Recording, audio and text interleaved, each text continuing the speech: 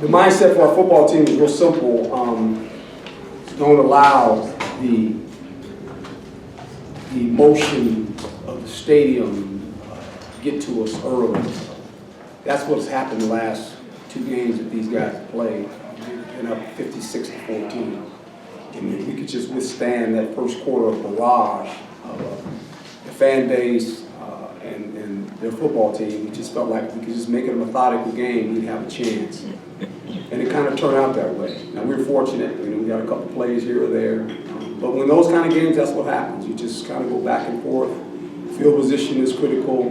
This game kind of played out like last year's game, to be quite honest. There's a lot of similar things that happened. Fouls were big in this game. Fouls were big, boy. It just either prevented drives, prevented plays, giving people other opportunities.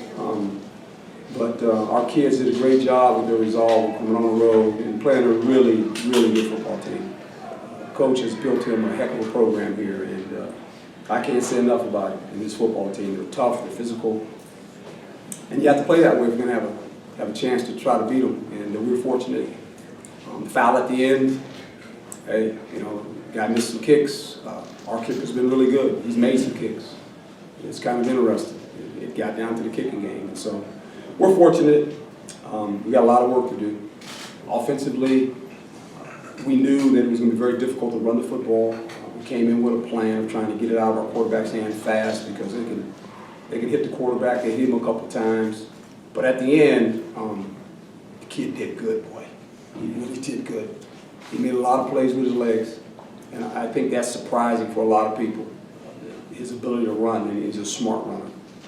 But when the last drive, when I talked to him, I said, here it is. He looked at me and said, Coach, I got it. I said, okay, here we go. Let's go. And he did some things with his legs. I mean, he basically made a bunch of first downs that last drive, made some critical runs, a big third down run, I mean, fourth down. I mean, he's going to be a good player one day. So we're fortunate enough, we got us a win, and now we got to get ready for Pac-12 play, as they say. Michelle's got the mic. Name and affiliation. Michelle Gardner, Arizona Republic. Coach, you've talked all year about Jaden's composure and his maturity. This almost seems like a coming-of-age game for him where he started what you hope is a legacy. Well, I think the more that we see of him play, and he's a freshman. He's not a senior. He's a freshman. This is his third football game as a collegiate athlete. The first time he won a game on the road. So it says a lot about the potential, but he needs help. He can't do it by himself. And we have to get better on offense. We know that. We started a left tackle as a freshman, and a guard, and 28 freshmen played today. And I don't want to get that overlooked. I want to make sure we understand that. And there's going to be some times where errors are made because of lack of experience. But I think as you're trying to build a program, that's what I'm here to do. And I'm proud of it. This is a tough place to play. I mean, this is a tough place. And they never blinked. They never blinked. I mean, they just didn't. I mean, the score was what it was, and no one blinked. And when they scored, we went, okay, we'll get the ball back. And the defense got the ball back. And I know how our coordinator feels, Danny.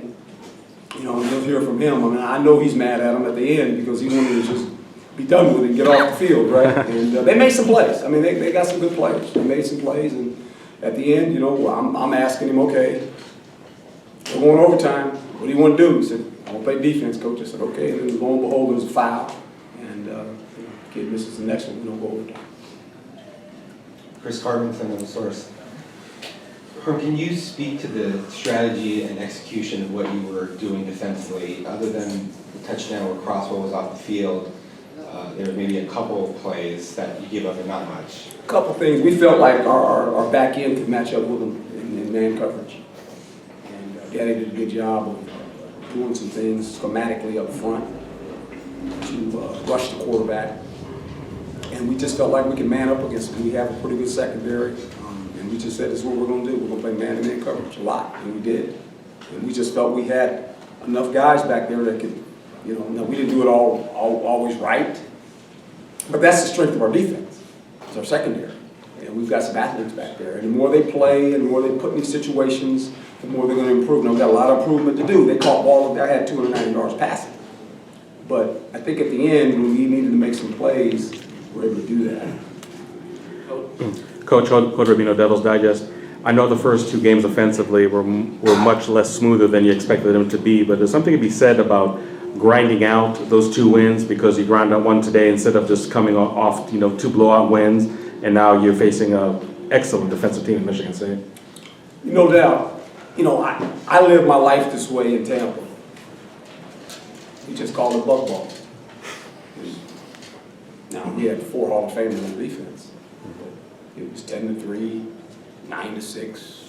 Every once in a while, we score a touchdown. It might be 13-7. But hard to win that way, especially in college football, because of the rules and the way everybody throws the ball around. But we've been able to do that. I mean, I do know this. We've given up 21 points.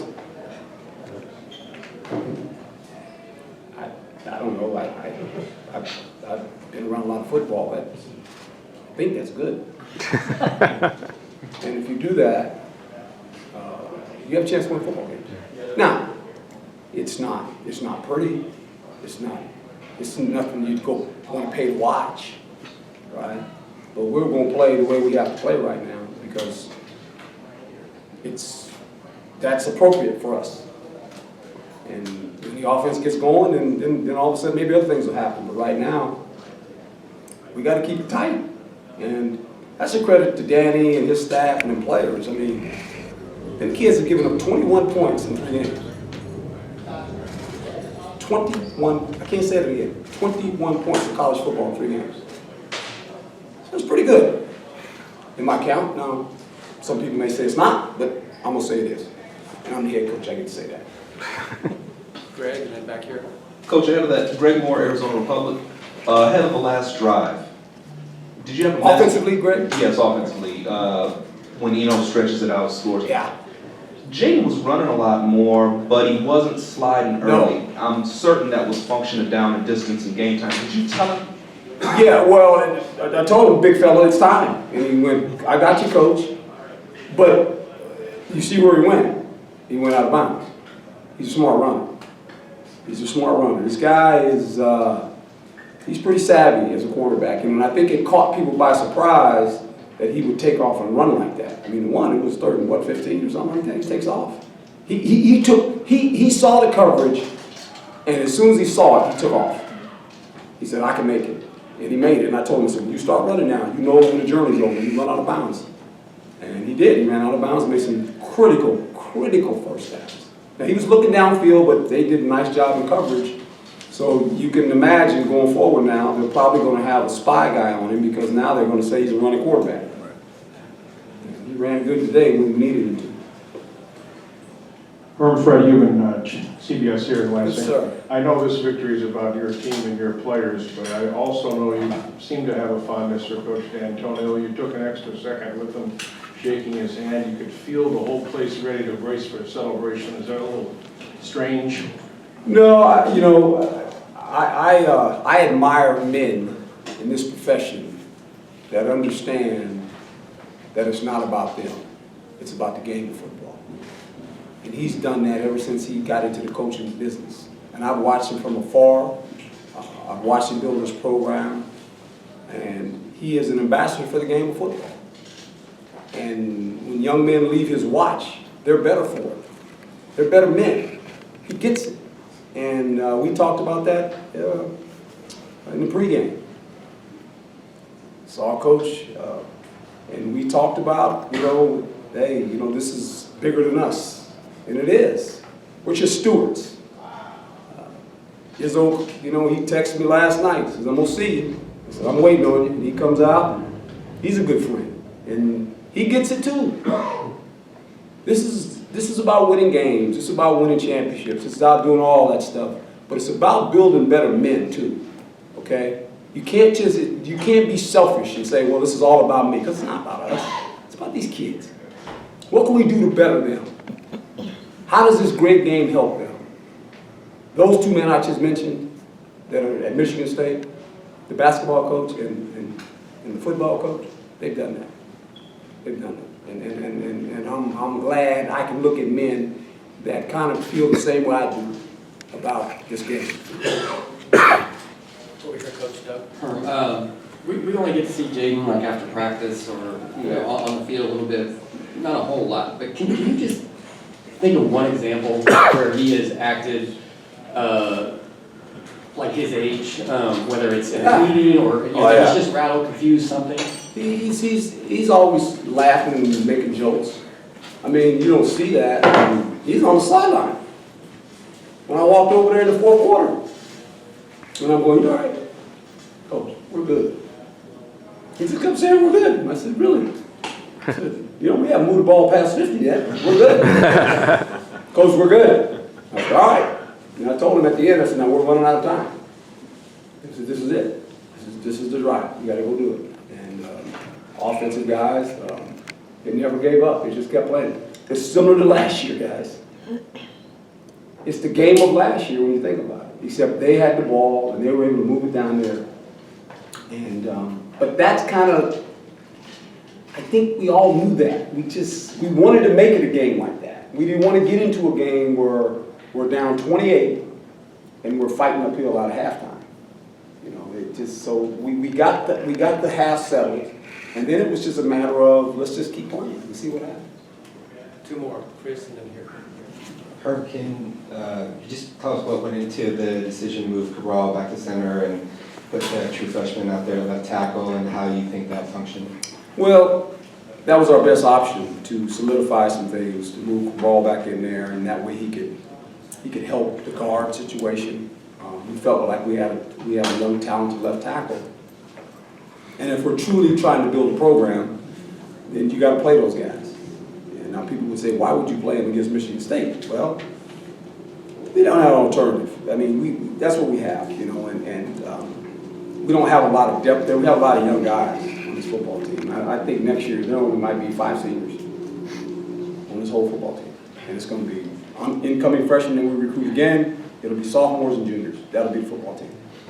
And so we got to play that way. And we just every week we have to come up with a plan to how to try to win a football game. You know, and the more you win, the more confident you get. But we got a lot of work to do. It's hard. These games are hard, man. This is hard. You know, this is just every possession is like really. You know, it's hard. It's hard living. But I don't know. I had a really good job, you know. And, I think about that sometimes. We used to leave it up there at halftime. Why would you do this? Because I love it. I really do. I love the players. I love the sense of it all. I really do. You know, it's just something about it. It's just nothing like it. It's nothing like doing this. It's a lot of fun. It really is. A lot of heartache, but a lot of fun. Coach Carson Fielding for No Intel. What do you tell Benjamin in a game like this against Michigan State's defense, where he's forced to get fewer carries? How do you keep him positive? Because he's the captain of the team, and he wants to do whatever it takes to win. And we had a plan of saying, look, these guys played 2 football games, and it was -3 rushing yards. We have 2 freshmen starting on the offensive line and a freshman quarterback.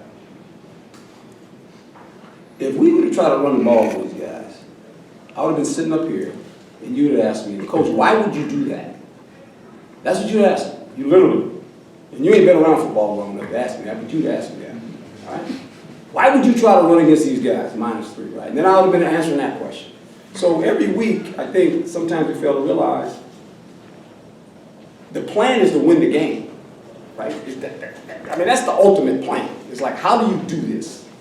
Well, we felt that we had to do something a little bit different. A lot of our runs were wide passes, right, to the receiver. That was a run. That was to me, that's a run. All right. Now, Eno wasn't involved in it, but Eno was good. Eno knew. Say, look, it's going to be there. Every once in a while, we're going to get it to you. But it's kind of ironic, though. The only touchdown we scored, who scored it? Tell me who scored the touchdown. Benjamin. Okay, there you answer it. Thanks, Coach. All right, I ain't bothered you.